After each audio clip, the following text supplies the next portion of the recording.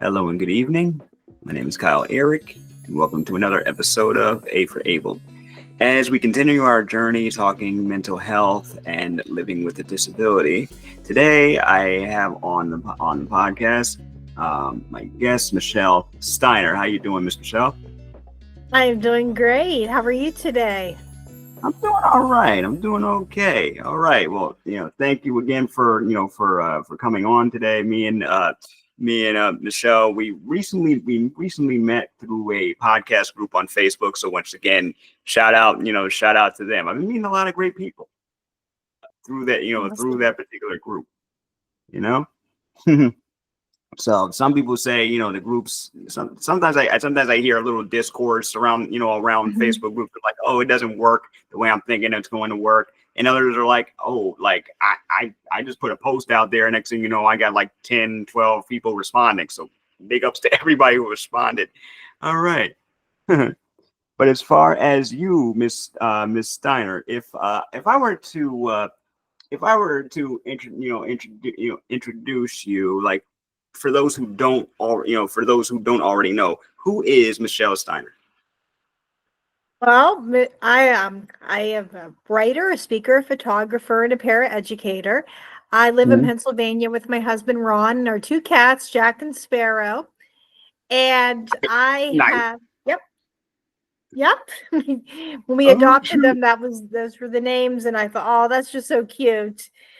And I work at a school with students who have disabilities and some who don't. mhm. And I also have a disability myself. I have a learning disability. And I write about that on my blog, Michelle's Mission. Nice, nice. And what kind of learning and disability do you have? I have dyscalculia, which is a math learning disability. I Mm, also have limited hand dexterity in both of my hands, and I have visual perception issues, but that is in my brain, not in my eyes. mm.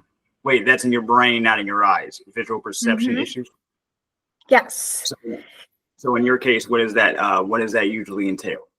That involves like my reaction time and how I'll perceive objects. Like I will blink whenever an object what comes to my field of vision, and it's really hard for me to have the reaction time needed whenever I'm driving and to be able to coordinate a vehicle and be able to keep myself and other people safe as well. And I also confuse my right from my left. You confuse your right to your right from your left. Uh huh. Yes. Um, okay, so when you perceive an object, how does it look at how does it look to you at first?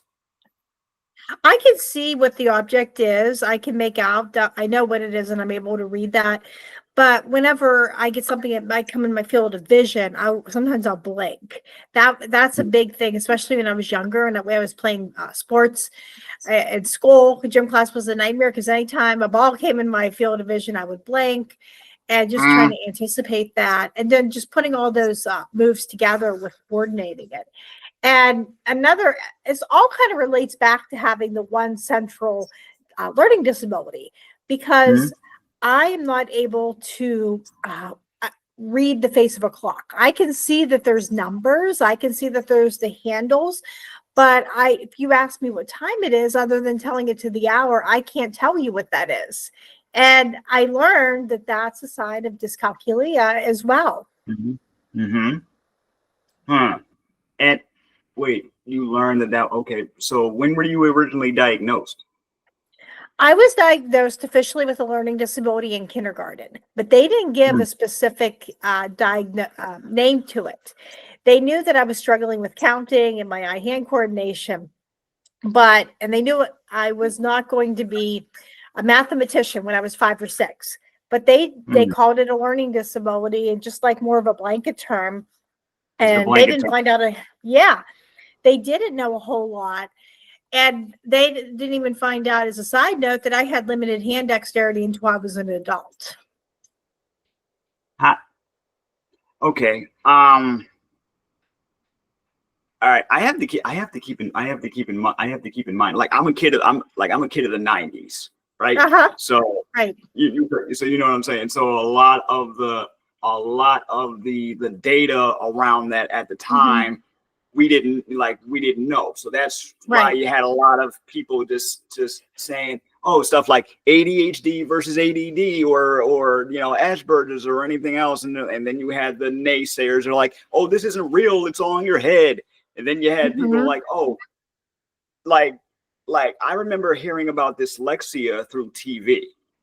Like Right. I like every time I would hear someone was dyslexic, that was it. I didn't hear about dyscalculia until years later. I was like a teenager, Yep. almost into adulthood. And a friend of mine who was recently on the podcast not too long ago, she talked about her struggles with what she thought was just regular dyslexia, but it turns out it kind of ran in her family. So um, when your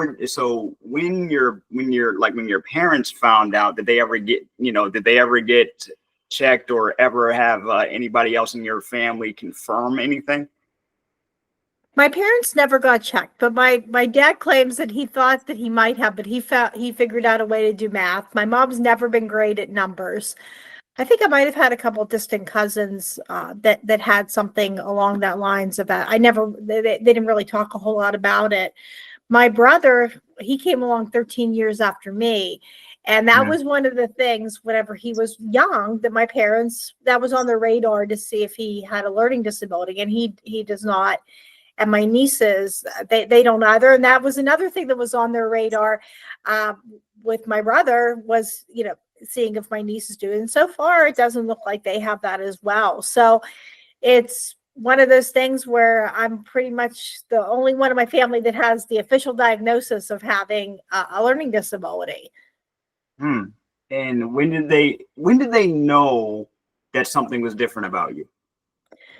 When I was in preschool, my teacher noticed that I was really struggling in the classroom, but this is before they had early intervention. This is before they had specialized preschools. They didn't know too much on what to look for, but they could tell something was going on. But they Mhm. thought, okay, if we help, they recommended holding me back for a year in preschool and thinking, okay, I just needed a year to mature. But my parents, they thought, okay, she'll grow up. I mean, kindergarten, it'll be fine. And when I got to kindergarten, I was really struggling. I remember doing a dot to dot page and I would get it back and it wasn't done correctly. And I couldn't understand why I didn't do it right.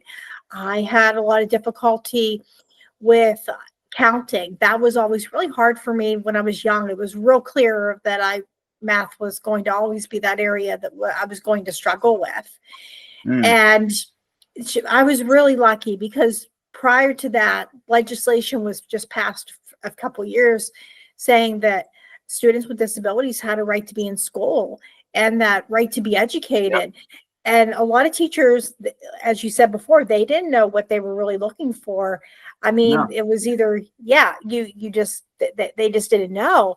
So I was really lucky that somebody recommended that. And I think part of the reason that stuck out was I was an only child for a lot of years. So I was around adults. So you could see it on my Mm. face that I was frustrated and I had really good communication skills with a lot of that. So I had to repeat the grade in a different school and I had to start to receive specialty instruction along with the accommodations in all areas. I even had speech Mm. therapy for the first 5 years. And I also struggled socially. That was another really big area in my life because I went to a very small school district where everybody knew each other. It was a close-knit community if you fit in, and I didn't fit in, partially because of having a disability. And I couldn't hide that I went, even when I was in regular ed classes, I couldn't hide that I went to learning support and that I struggled in the classroom, and I quickly got labeled the outcast. Been there. Yep. I got labeled the weird kid who walks Hmm. funny, or the one that Yep.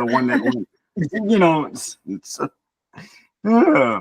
So what did you like at that time? You're a kid. You don't Yeah. even know what's going on. You know that this is just the way you are, and you're feeling like an outcast. People don't know what to do. Kids are like, oh, they're making fun of you, and like, what did you Yeah. what did you what did you do to cope? Like, Well, one of the things that really helped is I always loved to read, and that mhm, was something my dad would read to me every night when I was little. And I also loved to write, and that was one of the first things we found out I was good at. Because before mhm, that point, I thought I wasn't good at anything. I had no talent. I thought life was always going to be really hard for me. And my dad found a story about a dinosaur I wrote in second or third grade and said, "Wow, this is really good." And that just really encouraged me. And what that did was that became my world. I would read and I would write a lot. And especially when I was older and I was a teenager, and it got a lot harder as I went throughout the grades because all the groups became more defined. And mm, writing was one of those things that helped. And it also helped me to find friends outside of my school district. One of yeah, my first groups that I found was a writing group. Well, actually, it was an arts group that had different things, just right outside of my school district. And I met other students that were my age, and I found acceptance. I could shed that reputation that followed me since I was in kindergarten. And mhm, after I stopped hanging out with them, I found a writing group that had adults in it. And they got to watch me grow as a writer, but not only as a writer, but as a person as well. And 20 mhm, some years later, we still meet once a month, talk about our writing, we're in each other's lives. And it was so key because one of the things they told me was, you should really write about having a learning disability. And being very mhm, young, I was like, oh no, I don't want to write about that. That's way too personal. But when I finally got that courage to just write about that and express that, what my feelings with that, that just opened up a different world. I had other people saying, well, that's my story, I can relate to that. And it was so yeah. healing for me to be able to do that. And it just led me to write other things and to start a blog and to get other stuff published as well. That that right no that right there, that is awesome. I felt the same way about starting this podcast initially. Hmm. Like I've had other shows where I mostly just talk about nerdy stuff, you know what I'm saying? But Right. then my aunt and my family encouraged me to talk about, living with a disability and Yeah. things like that. And it took me a while. It took me a minute to really grasp that I'd be like getting that candid, getting that, like Right. serious about it. But now here I am, and I'm meeting people like you. So I'd say worth it. So as far as your writing, like you learned that was one of your strengths, was writing, right? What do Yes. you usually like to write about? We talking fiction, nonfiction? Where do you like to go? I like to write a lot of nonfiction. I write a lot of nature. I get Mm, a lot of inspiration for that. Being that I can't drive because of my disability, I also get the chance to take a lot of pictures and notice details that other people will miss. So sometimes I'll post a lot of the pictures with that, and I'll write maybe a nature analogy. I might talk about uh, my disability being like a rose, and then like you have the thorns, and then you have also that beautiful bloom that goes with that, or the process of accepting my disability. mm, And I might talk about transformation, like with having one, like a butterfly, because I love butterflies as well. And I really try to make it simple so other people can understand that have a disability. But I mm. also like to explain it to people as well that maybe don't understand what learning disabilities are, because there's so many misconceptions about it. Oh yeah. Mm-hmm. It's true. True. So, so take me to like where. So you have your friend groups. You guys talk about you guys Mhm. write. You guys talk about your writing. You've been at this point going through life, with ups and downs, of course, but you're not letting any of that stop you. And now you teach. I am a teacher's aide. I work as a paraeducator at a school. I Mm, work with seventh graders, and I work with students that have disabilities in the classroom. And I can help them. I help them with their work and just trying to, reinforce lessons that maybe they didn't get. And I can do just about all of that except for math. All the students know, or they soon find out, do not ask me to help you with math. I just can't do that. But mm, I thought it's so rewarding because a lot of my students, it's like hearing and recording myself. Not all of them, but a lot of them hate having their disability. They wish they didn't have an individual education plan. And I get that Mhm. chance to tell them it's not a bad thing to have a disability. It's not a bad thing to have that plan. Not at And all. I get to, yeah, not at all. Nothing to be ashamed of. And I also get that opportunity to show them how to advocate for themselves, because so Yeah. many of my students don't know how to ask for help. And I always like to say that my students are going to leave me and they're going to graduate, but for so many of them, their disability is going to stay. And I think it's just so important to get them from the time that they're young to understand how to do that. I agree. I agree. Personally, I'm for like, because I've only just realized how the education system is not. This is just from my point of view. It does not seem like it's meant for you to really get ahead. They don't realize that people all learn at a different speed, at a different pace, whether you have a disability or not. You know what I'm Right. saying? So I would be for like, individualized learning, period. You know what I'm saying? I know that would be, that's easier said than done, Right. but but you're working in the education system. So how was it when you first applied for the job? I first started out being a para was years right after college, and I worked in some temp jobs. So I kind of had an understanding of different kinds of classrooms and how things were going to work. And when I was looking for a job years later, right after I got out of university, a couple years after that, I thought I'm probably just going to get on the sub list. But I was really surprised that they had a permanent part-time position. And I started out as a one-on-one with a student who was visually impaired. And Mm-hmm. that was a different experience. Just being that one-on-one, just helping somebody else out with that and learning that part of the job. I've had other ones where I've worked in some other classrooms as well. And I work now more in learning support. But when I first started out, it was about 13 years ago. So some things have changed. I've gotten to see through Yes. some, some changes in education. It's always something that is changing. It's evolving.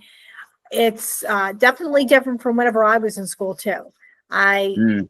I can just see a lot of the differences, and some are really good, and then some of them I think I can look back on and say, that really worked well when we did it at that point too.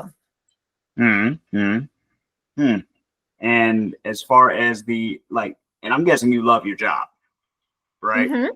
Yes. Getting to see the students thrive and learning about them and them. I'm sure they've learned about you too, because you know what it's like to live with a disability, so you can and Hmm. I'm not saying that anyone who doesn't can't. It's just when someone has a disability or something similar, like you can relate on sort of a deeper level. So Right. um what is it like for you? So what is it like for you getting to see these kids, no matter what their struggles are, and they find something that just like you did, when they find something that they're really passionate about, or really something they're really into. How does that feel for you? I find it really rewarding when I get to encourage somebody. I sometimes a lot of our students, they're still in the early days of this, but we're trying to figure out what they would like to do someday. And Mm-hmm. I always find that I try to encourage them for what they want to do and say, yeah, that's a great idea. Or, or if that doesn't work out, here's a good backup plan too. Because Mm-hmm. I didn't always have people that encouraged me. I can remember when I was in high school, I had a learning support teacher who told me, well, I don't think you can go to college because of your math. And I even had a psychiatrist. Yeah, she suggested a trade school, which nothing there interested me. And she just that really was something that really affected me. And I had a psychiatrist who told me, I don't think you're going to be able to go beyond community college. So there was a lot of that even before I got to community college, a lot of stigma that really was attached. But I had the power of one person besides my parents who never gave up on me, but I had a student teacher who told me, you can go to college because you know Mm-hmm. how to study and you're a good student and you work really hard.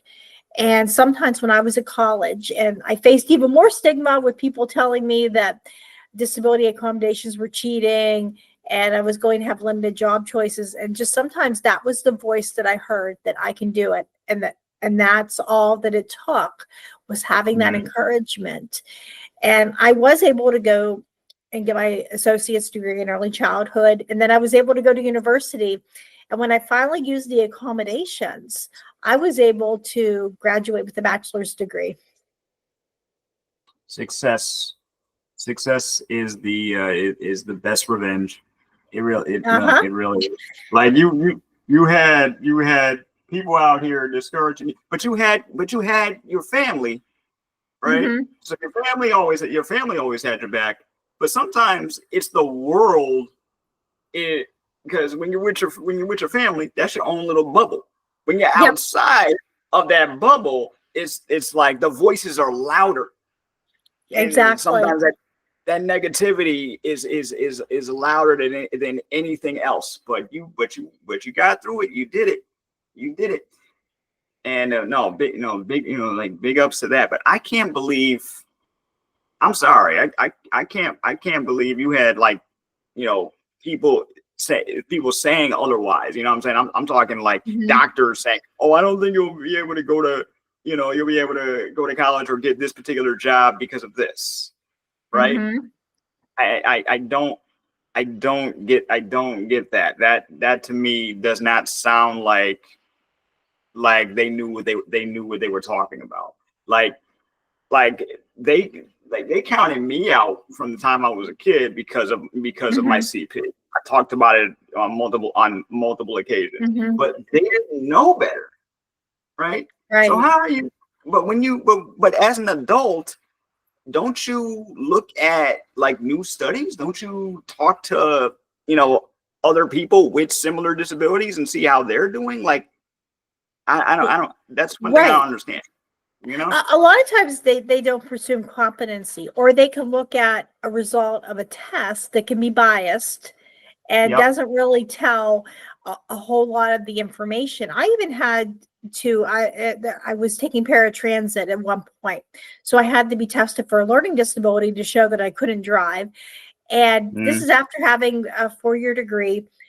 And they told me, they were asking me, okay, so what kind of jobs would you like to have? So I thought, okay, I'm going to shoot for the moon. I'd like to write news reports. I'd like to do a lot of these other kind of jobs.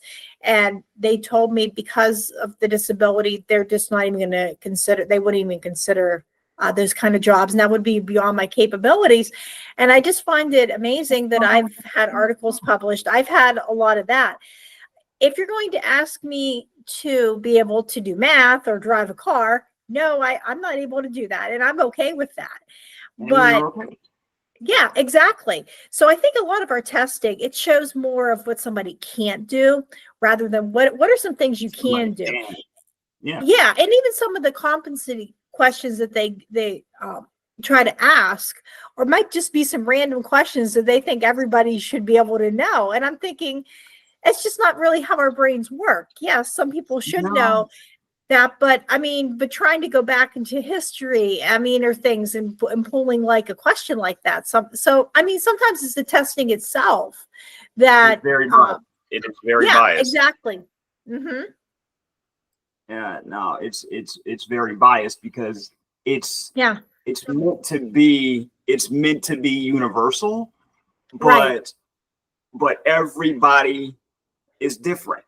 So but because they can't do the individual, or they refuse to at least try to do individualized tests or individualized, I've talked a little bit about like filling out papers for certain accommodations, right?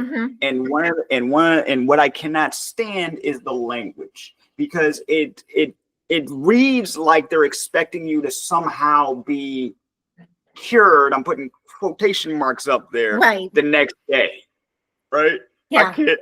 I can't stand that. But you've written articles, you've written you've written stories, you've basically had the jobs that you've wanted to have, despite the doubts that were around you, right? Yes. So so it's very like, have you had any, well, I think you did you say something about having a book published?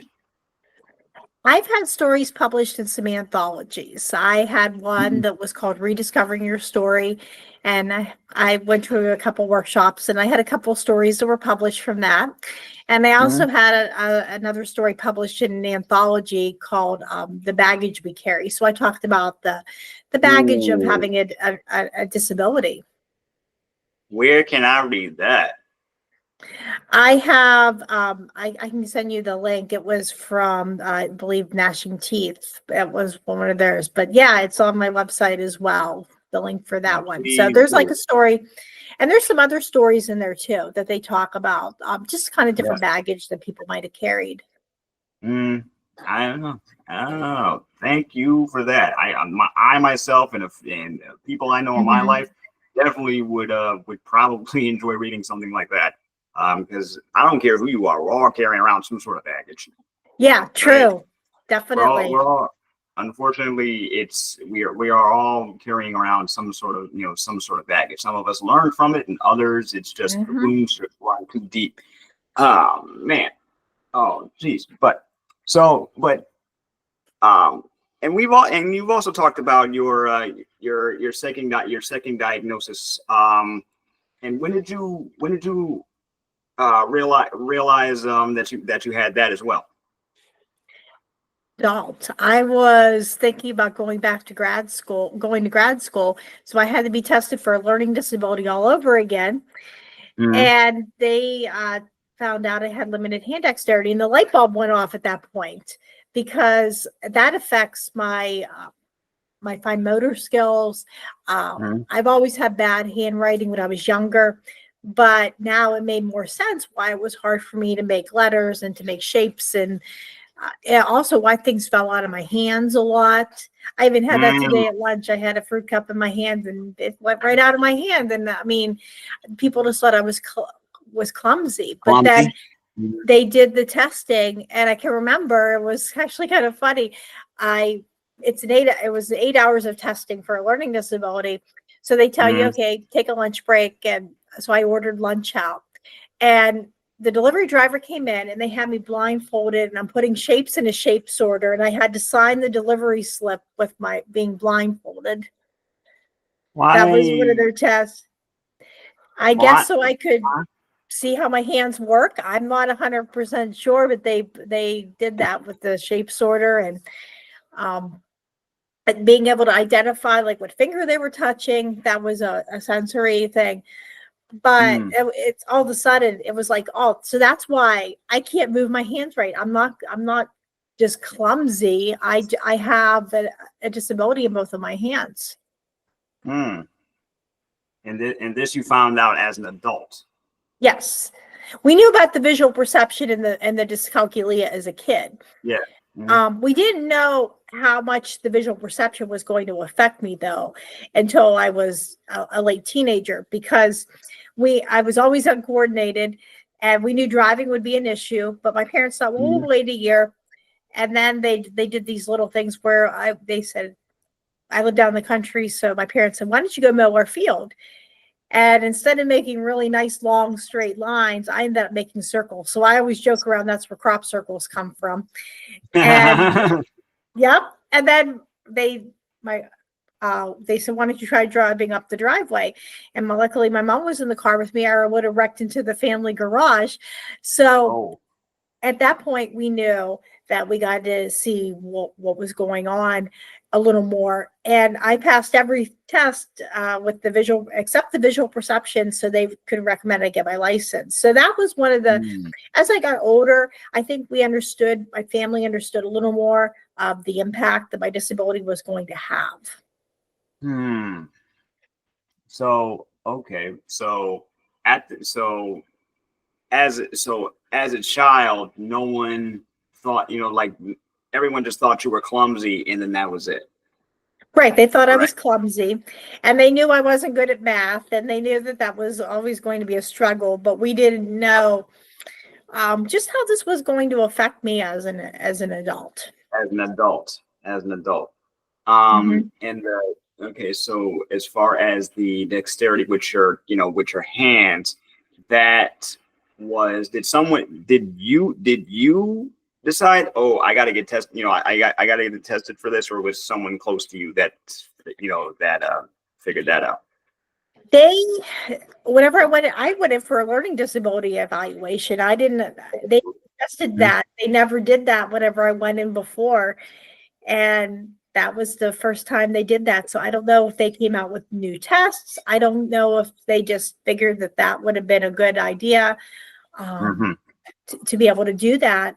But I mean, a lot of them are the same battery of like blocks tests, and some of them are just like asking facts and things like that. So I mean, you understand a little more. But yeah, I didn't do this. This wasn't an independent evaluate. Wasn't it? You know, just something I thought, oh, my hands aren't working right, but I'm going to go and go see what's going on. It was, I was just out there getting tested, and they You were decided. out. And yep. Mm. So it's very okay. So I'm sorry if I'm repeating myself, and I'm just No, trying no, to that's okay.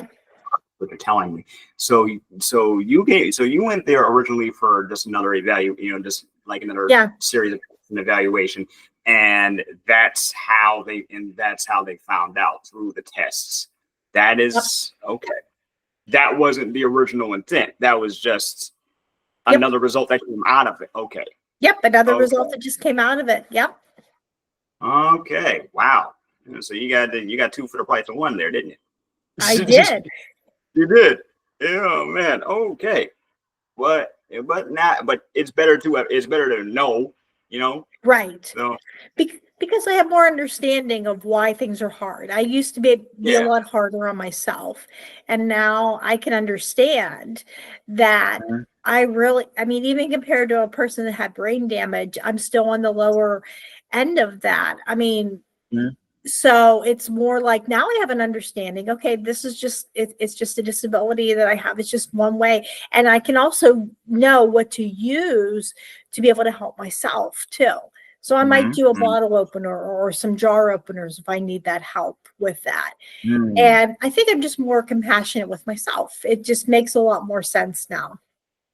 Oh man, I know. I hear you. My next question was going to be, if you don't mind talking about some of the accommodations you had to have Sure. uh, from. Do you have to have certain accommodations? Now, school, I would get, but do you like what kind of accommodations do you have for working? Well, one of the things I have to do is because you can't see my disability, I have to be someone that can advocate for myself. So I Yeah. have to tell people I cannot help with math. If I am in a class where you're doing math, I cannot help the students by doing it. And even an answer key doesn't really get me that far. But I can make sure that they're on task. That's something I can do. But it's real important for me just to be able to uh, tell people that no, can't, I'm not able to do that. If a job requires like driving, I'm not able to obviously do that. And I'm okay with explaining what I can and what I can't do. And sometimes I might even need extra explanations for things. So when I'm learning a Mhm. new task at work, I might have to ask for clarification on directions or to Mm. try to do something else as well, or just to be able to ask for that and to realize I may not get that the first couple times, but eventually I can do a lot of that stuff. And it's just learning how to ask and how to negotiate with a lot of that too. Mhm. Mhm. And as far as I mean, really, I feel like what I'm loving number one, your attitude towards everything, because this is life. This stuff happens. You can't control everything, but Mhm. but but it's very like I don't know. I'm just feeling a really cool vibe from you. So Well, thank you. thank you. Um, so as far as like how life is at home, right? Mhm. You're married, you have your cats, right? Yep. Yep. So what is it like for you and your husband daily? Is there something that he's got to do that, to help you, or what is it that you guys have to do to it, for accommodations at home? One of the things is, because I can't drive, he takes me to work in the morning, which is Mhm. great because I live pretty close to the school that I work at. And then I have a great coworker that can take me home at the end of the day. We live in a central location where I'm able to walk places, so transportation's one of those things. He also helps out with budgeting. We both play a part with that, but he's really good. He's better at crunching the numbers, and I'm better at getting the coupons for a lot of that. There you go. And yep, exactly. So those are, math wise and just the transportation are just two of the big things. All right. Well, big ups to both of you. Big ups to both of you. So how do you feel we're doing today? Just like in your opinion, how do you think society is doing right now when it comes to when it comes to actually treating people with disabilities like people? Because I feel like we still got a long way to go, but I We do, do. I do see some changes, some positive changes being made. But what do you think? I think that there is some positive changes too. I think people have a better understanding because of Mhm. a lot of our diagnosis of that there's different types of disabilities that are out there. I Yeah. think that has really changed. And I think that's for the better. But I do think as a society, it can be really hard. I almost feel like sometimes I'm living in a world that's not really meant for somebody that's neurodiverse. We have a world that's meant for people that are neurotypical who aren't disabled. So I think Mhm. there still has to be a lot of more work to be done with making sure that we have a society that's inclusive and accepting of everybody and really Mhm. can implement universal design. So that means that just doesn't benefit me, but that benefits other people that have that maybe are in public as well. Things like Mhm. automatic doors and elevators and people movers, things like that. That just doesn't help Simple. someone that has a disability. That helps everybody. So I think Yep. as a society, those are some things that are helpful. And I also think that understanding and that connection too with other people with disabilities has really improved throughout the years. I can remember Mhm. not knowing anybody that had a disability with math. It seemed like everybody had the reading disability except for me. And Mhm. now with Facebook and different virtual groups and Google Meets, I've gotten to meet a lot of other people that have had math disabilities and other types as well. And there's just that connection, I think. And sometimes just having that peer support is so important. Mm. Yep. No, I agree. I agree. Growing up, I saw, people with, with Hmm. people with disabilities similar to mine. But I went from the public school system to the private school system to the public school system again. When I Hmm. went to the public school system, I saw people like me all the time, right? Right. Public school system saw everybody, walkers, hey, with Yeah. with headgear, wheelchairs. Some people with, I even had like a close friend of mine. He had a hand that looked like it didn't really grow, like develop all that well, and then Right. just one hand was no fingers. It was just a stump with like one little Right. thing or whatever. But it was cool. We were cool. You know what I'm saying? He was a little, he Yeah. was a little older than me. But we were still cool. But once I got to the private school system at the time, remember I'm still talking about the 90s here. Uh, Right.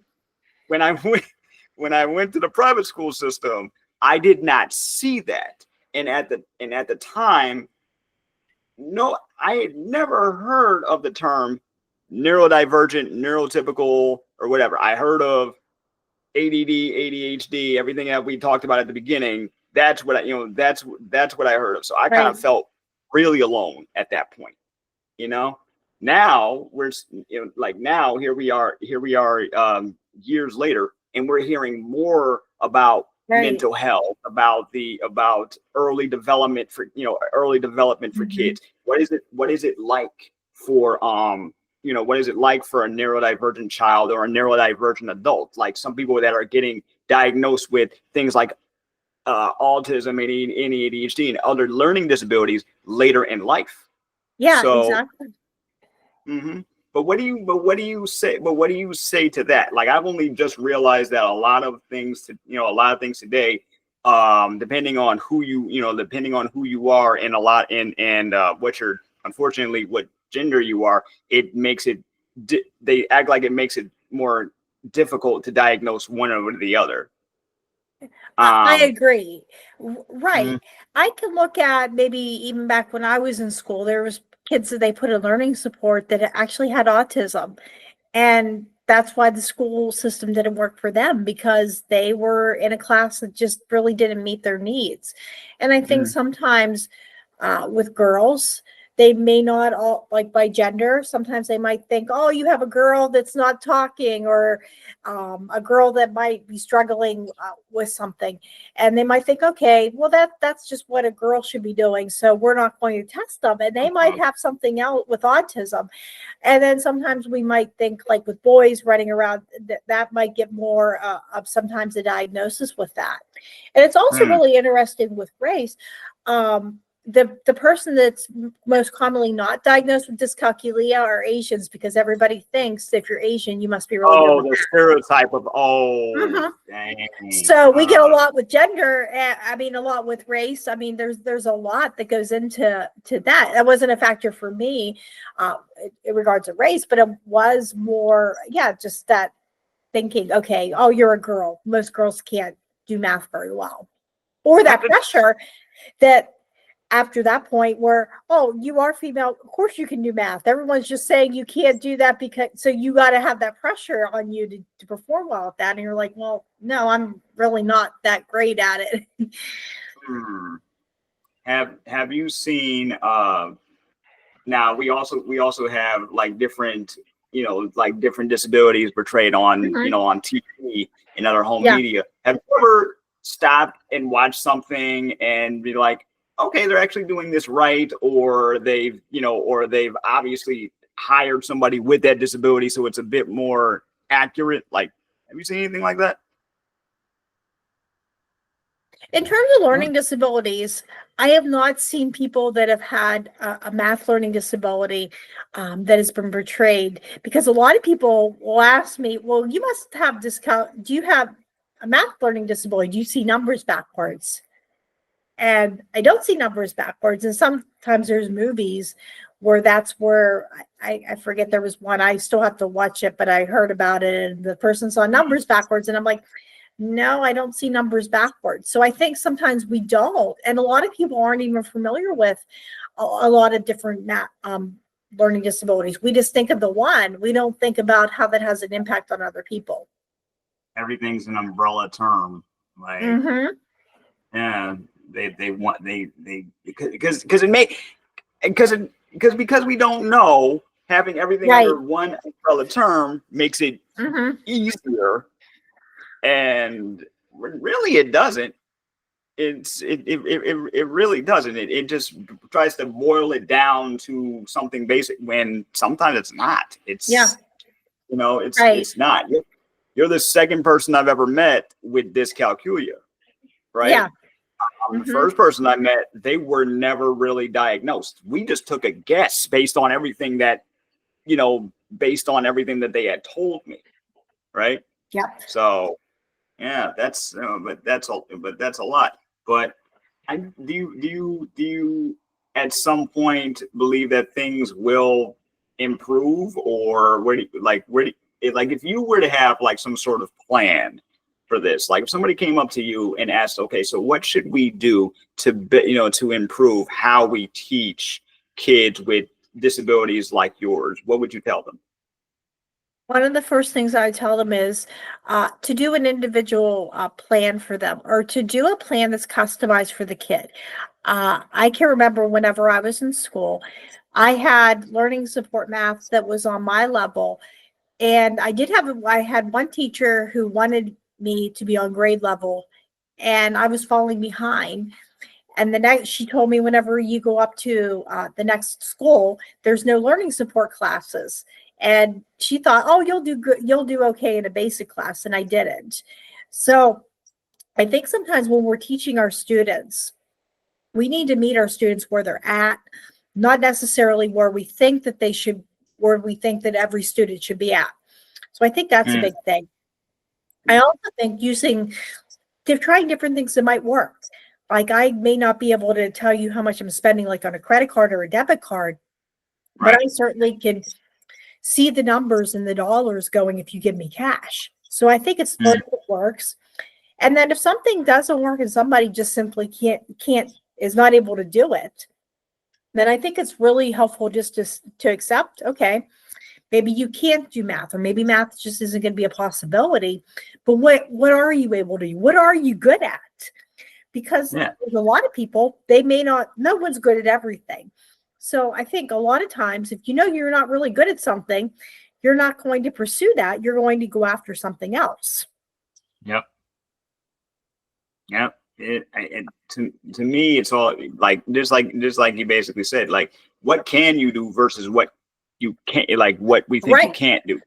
You know, Yep. let's focus on your strengths. We know what the weakness is, right? We know what the Right. weakness is. We will work on that. Hopefully, if you got the right people behind you, you will work on that. But what are your strengths, right? Yep. You found writing. You know, you Hmm. found writing at a at an early age, and that still is part of Hmm. you today. You know, and there's so many. I've seen so many kids out there, like so many neurodivergent kids out there. Like one of my nephews, like I call him a nephew. He Uh-huh. can, like, he's on the autism spectrum, and he can, like, the last when I would see him go through, I would see him go through like workbooks, because he would have workbooks and stuff at Yeah. home. He would just Right. dominate them. Like, just dominate them. I'm like, okay, we need to get something more advanced for the, for this kid. That's what I was thinking. Like, we need to get something more advanced for this kid. And I've seen him do, like, he loves video games, right? So he'll like design like he'll go on Mario Maker. Last Hmm. time I had seen him on Mario Maker, he'll design these crazy levels, and I'm like, man, if this kid does not get into engineering or some sort of, or gaming design or something having to do with a strong mathematical imagination, because that's what he has, you know what I'm saying? At least to me, you know what I'm saying? Like, Yeah. I can't count people out. You gotta play No. to their strengths, you know? So Agreed. You really do. it was it was beautiful. But hearing your story and seeing where you are right now, is that to me just says a lot about where we've been and where we're, and hopefully where we're going, as a society. I can't speak for everybody, but from Right. everyone that I spoke with, what I'm saying, everybody has their strengths, their weaknesses, their positive, their negatives, and we just got to meet people where we are. Just like you said, we just got to meet people where they are. Um, and oh yeah, and also we met in a podcast group. Yes, we So did. I'm assuming you have a show. I do not have a show.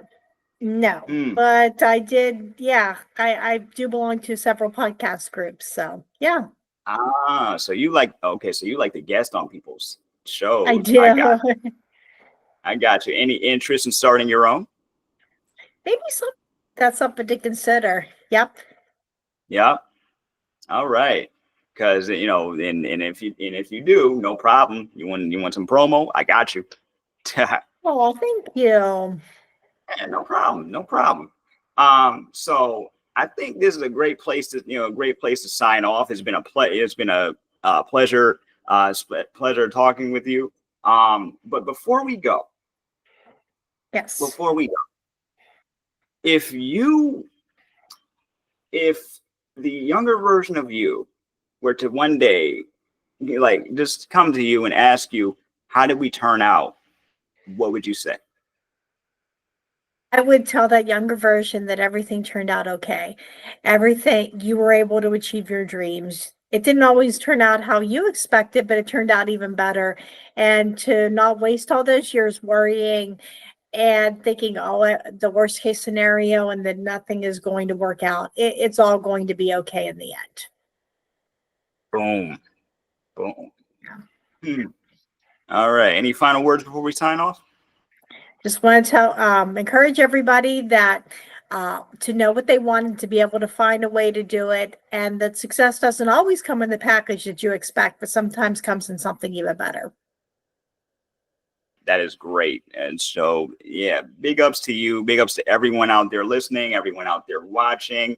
If you would like to, continue on and, I know you're still working on things and you're still teaching. Is there anything, have you written anything new lately or anything you want people to check out? I am still working on a lot of things right now. I'm working on a blog entry that should be done by the end of the month about the lions and the lambs of having a learning disability. Sweet. All right. Shout out your blog. Where's your blog? I'm at www.mrsmichellesmission.com. All right. I'll make sure all the links will be in the descriptions. And for anybody out there who finds something great out of this conversation, I thank you, Miss Michelle. And for anyone out there who's listening, whether you're listening on Spotify or anywhere else you get your podcast fixed, I thank you. And if you're watching on YouTube and our new YouTube channel, youtube.com/the A for Abled podcast, thank you for that. And we will catch you on the next episode of A for Abled.